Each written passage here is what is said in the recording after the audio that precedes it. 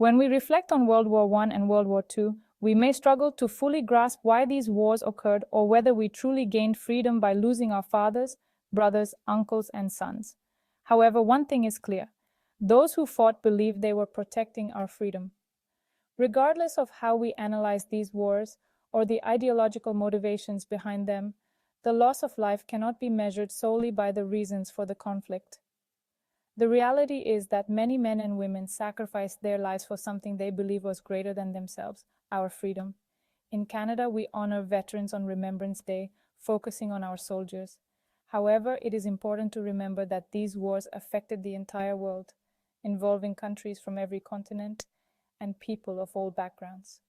As Canadians, we must especially recognize the Indigenous peoples of Canada and the USA, who are often overlooked but who also answered the call. From the Cree, Ojibwe, and Métis in Canada to the Cherokee, Navajo, and Comanche in the USA, these Indigenous nations fought with unmatched courage and honor.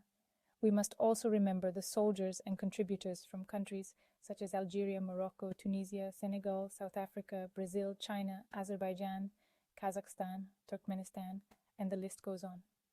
Many of these nations provided vital resources to the war effort. At that time, however, many were still under colonial rule, so their contributions went unrecognized, with colonial powers taking the credit.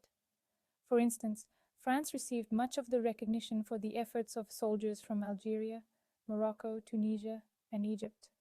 Nevertheless, their sacrifices should never be forgotten.